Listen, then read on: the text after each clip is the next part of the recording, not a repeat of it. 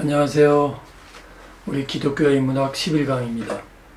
오늘은 기독교인과 포스트모던적 인간 혹은 포스트 모더니스트 이렇게 강의를 제목을 정해봤습니다.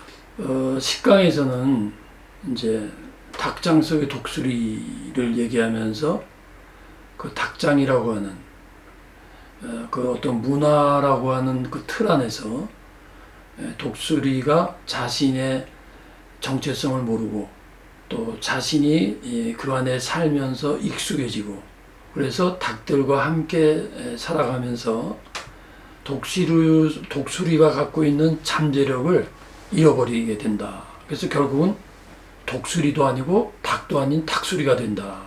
오늘은 이번 강의는 조금 더 구체적으로 포스트 모던 시대에 살아가는 사람들 또 그 안에서 살아가는 기독교인들이 구체적으로 왜 닭수리가 될 수 있는가, 왜 잠재력을 잃어버릴 수 있는가, 어떤 이유에서 어떤 구체적인 요소들이 기독교인의 잠재성, 기독교인의 특수성을 이 시대 문화에서 잠겨지게 되는가. 쉽게 말하면 왜 기독교인들이 이 시대의 문화에 매몰되는가. 그걸 단순히 신앙이 없기 때문이야. 그건 맞는 말이에요. 근데 그 신앙이 이 시대 속에서 우리가 어떻게 기능해야 되고 문화와 부딪혔을 때 구체적으로 어떤 작용이 일어나야 되는가를 우리가 이제 살펴보겠습니다. Either or both. 이 둘 중에 하나를 선택해야 되느냐 아니면 둘 다 포용해야 되느냐. Secular vs. Sacred. Science vs. Scripture. Sex vs. Sacred. Sportsman vs. Saint, Screen vs. Spirituality, Speed vs. Sincerity. 먼저 이제 말씀드리고 싶은 거는요, 여기 써 있는 모든 것은 다 좋은 겁니다. 우리가 잘못 오해하면 이분법적으로 세큘라, 사이언스 이거는 기독교인들이 나쁜 거 아니 큰일 나죠. 여기 있는 건 다 하나님이 만든 겁니다.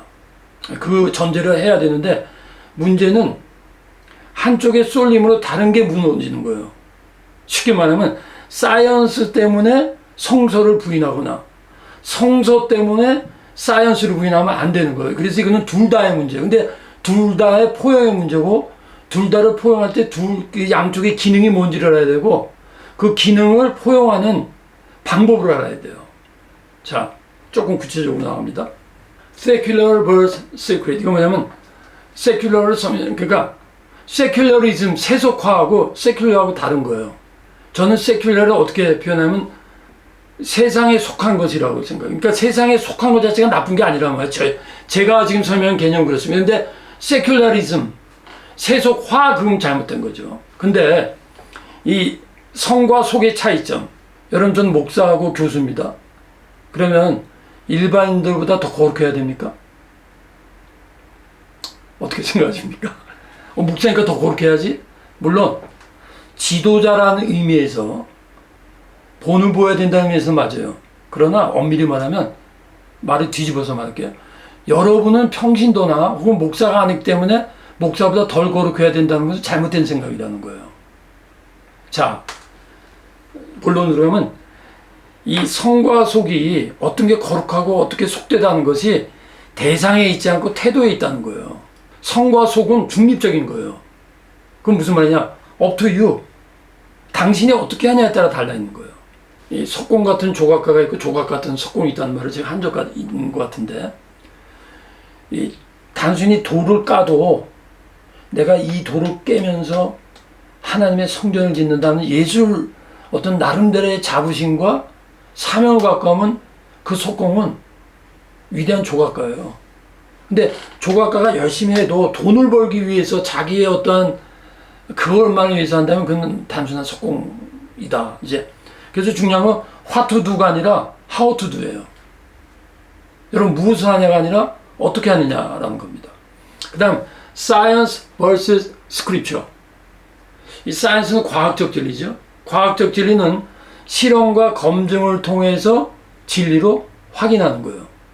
거기서 그 과학적 학설이 이제 검증이 되고 그 검증된 것이 어떤 구체적으로 실현해서 만들어져서 일반에게 가면 그것이 이제 과학이 일반화되는 업적이 되는 거죠. 이 성서적 진리는 뭐냐면 많은 거 있어요. 뭐 영적이다, 뭐 이렇게 초월적이다, 많은 거 있는데 오늘 이제 두 가지만 말하고 싶어요. 실천적인 거, 그 실존적인 게 있어요. 이게 여러분 굉장히 중요합니다. 여기 아주 집중적으로 들어보세요. 성서적 진리의 실천과 실존. 자, 말씀 실천의 기능이 있고요. 실존의 기능이 달라요. 실천은 말씀을 행함으로, 여러분이 지금 제 강의를 들었어요. 이론이 되고 지식이 됐어요. 거기서 머무는 별 의미가 없어요. 이것을 그대로 실행하는 거예요. 그러면 몸으로 알게 돼요. 몸으로 한다는 건 뭐냐면 머리로 그랬나 의문이 있었는데 그렇게 살아보니까 진짜네 이렇게 되는 거예요. 그러니까 행동을 통해서 진리를 체득하는 거예요. 그게 몸의 진리, 몸의 신학이에요. 저는 그걸 그렇게 말해요. 몸의 신학이란 뭐냐면 몸으로 진리를 인식하는 거예요. 행함으로. 그러면 우리의 진리의 머리가 있던 것이 우리의 몸과 두뇌 세포로 들어가서 박혀버려요. 예를 들면 자전거 보세요. 여러분 자전거는요, 몸으로 익히는 기술은요, 한 번 배우면 인식이 딱 돼갖고 오랜 세월이 지나도 그게 안 나가요. 안 잊어버려요. 근데 책을 읽거나 머리로 그냥 그것도 그냥 후다닥 외워버리면요, 얼마 못 가요. 그래서 말씀의 실천이 중요한 것은 아무리 하나님의 말씀이라 해도 이게 실천할 때 그게 몸의 진리가 된다라는 의미에서 굉장히 중요한 거예요. 그래서 예수님이 이렇게 말씀했죠. 그러므로 누구든지 나의 이 말을 듣고 행하는 자는 그 집을 반석 위에 지은 지혜로운 사람 같으니 비가 내리고 장수가 나고 바람이 불어 그 집에 부딪히되 무너지지 아니하나니 이는 주추를 반석에 세운 까닭이요. 여기서 중요한 거는 말씀을 듣고 행한다는 것은 말씀을 실천하는 거죠. 그럼 어떤 역사가 나타나면 진리가 견고하게 되는 거예요. 머리로만 알았던 것이 몸의 실행을 통해서 몸으로 체득하면 이게 내게 되는 거예요. 흔들림이 없어지니 주초가 되는 거죠. 그러면 어떻게 되냐? 비바람이 쳐도 유혹과 고난이 올 때 흔들리지 않는 거예요. 그러니까 오늘날 많은 우리 기독교인들의 문제는요, 실행이 약한 거예요. 캐톨릭 때는 행위, 미신을 강조하다 보니까 그런 배경에서 말을 듣는 거 아니야. 오직 믿음으로 구원받아를 강조할 수밖에 없었어요. 지금은 거꾸로 하신 거예요. 지금도 우리는 믿음으로 구원받지만 지금은 신앙의 행위는, 잘 들어보세요, 단순한 말씀 순종이 아니에요. 신앙의 행위는 신앙을 살리는 거예요. 지금은요, 너무나 믿음이 오용이 됐어. 너무나 믿음으로 구원받는 것이 남용이 돼갖고 회개하면 돼. 그렇게 해보세요. 마음대로 죄짓고. 그러면 믿음이 파편화가 되고 무너져요. 믿음은 믿음으로 강해지는 게 아닙니다, 여러분. 믿음은 행위로 강해지는 거예요. 행위로 구원은 못 받지만 믿음으로 구원받지만 믿음을 살게 하는 것은 믿음이 아니라 믿음을 살리는 것은 믿음의 행위예요. 왜? 믿음이 몸으로 체득이 되니까 믿음을 살리는 거예요. 이게 말씀의 실천이에요.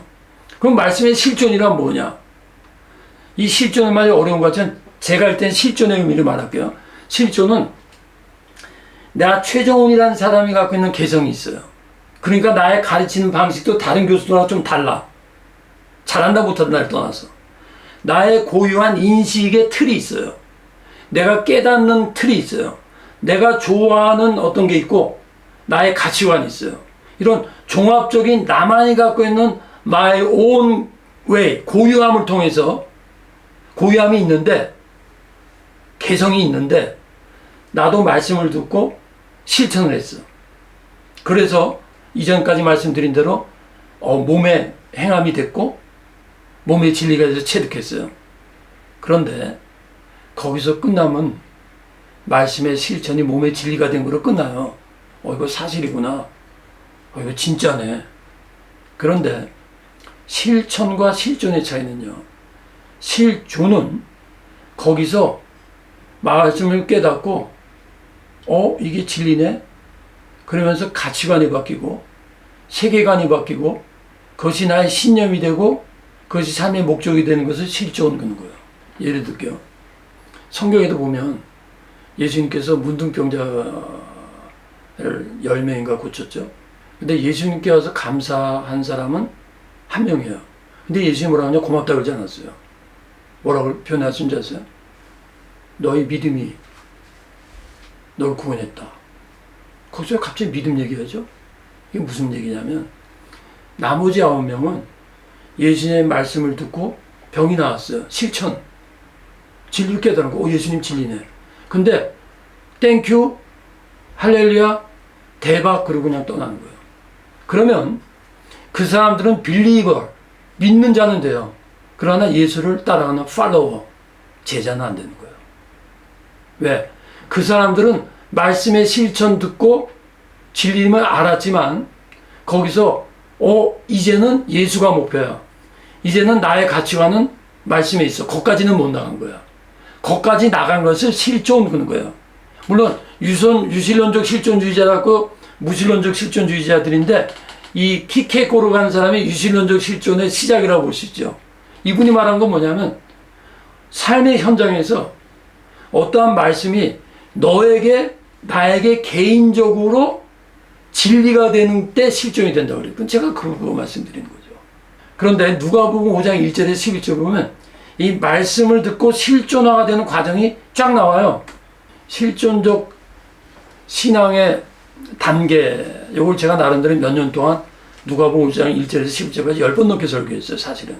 근데 여러분한테 지금 10분 내에 설명하는 게 말이 되겠습니까? 빨리 지나갈게요. 중요한 거는 실존적 신앙의 단계예요. 미리 결과를 하고 설명드릴게요. 무슨 말씀이냐면 이 내용이 베드로가 어부죠. 밤새 고기를 했는데 한 마리도 못 잡았어요.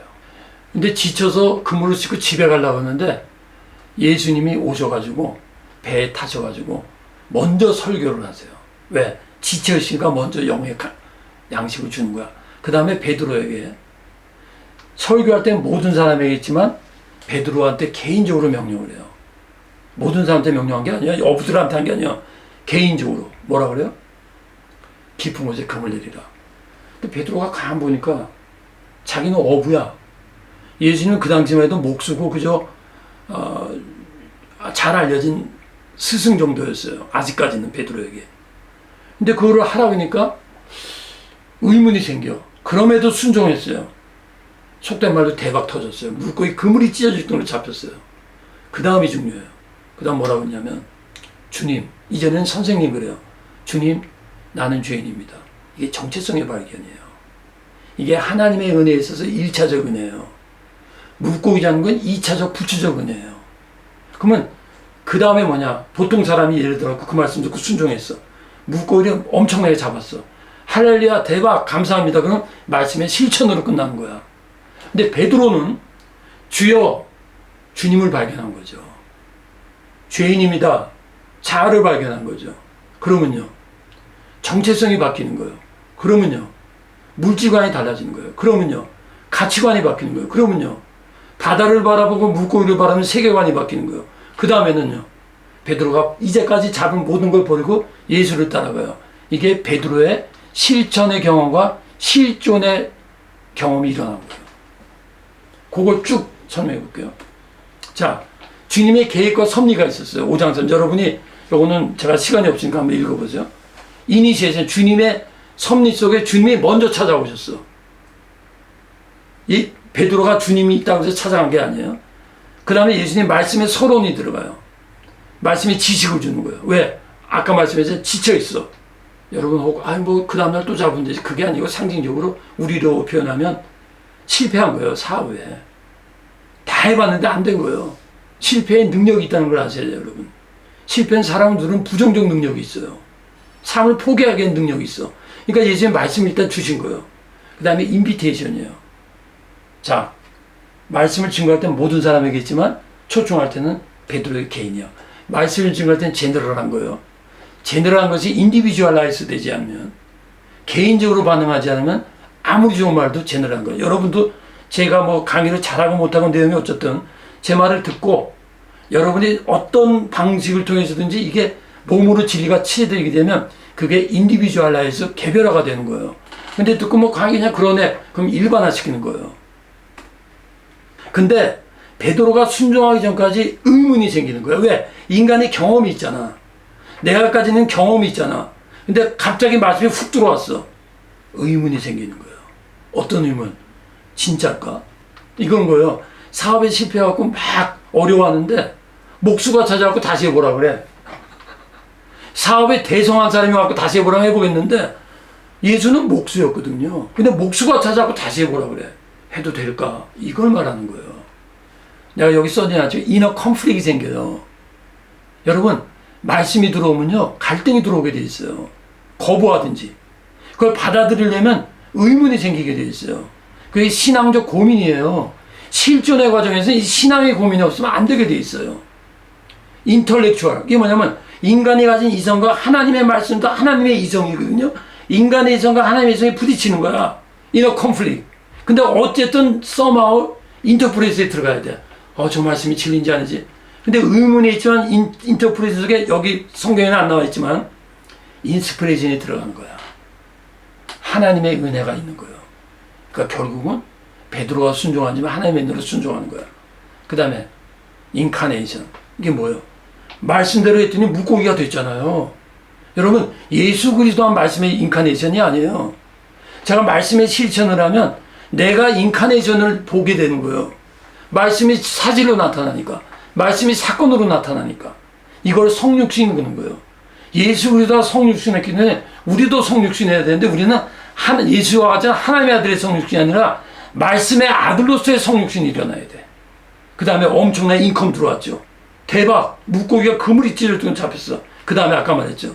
주여, 나는 죄인입니다. 여기에 예수님의 기적의 목적이 바로 여기 있었어요. 물고기의 목적이 아니었어요. 베드로로 하여금 물고기 잡히는 걸 통해서 예수를 발견하고 자기를 발견한 거예요. 그 다음에 인베스티게이션. 이게 뭐예요? 모든 것을 버려두고 예수를 쫓아간다. 이게 실존의 역사가 여기 일어나는 거예요. 내가 여기다 실존이라고 써놔야 되는데. 근데 그 실존이 어떻게 하냐? immediate decision. 며칠 생각해보자. 생각해보고, 아니에요. 말씀이 임할 때 그게 진리다. 행동으로 가는 거예요. 왜요? 사람이 또 언제 변할지 몰라요. 화장실 들어갈 때 다르고요. 화장실 나올 때 달라요. 여기까지 하고 또 이어서 하겠습니다. 감사합니다.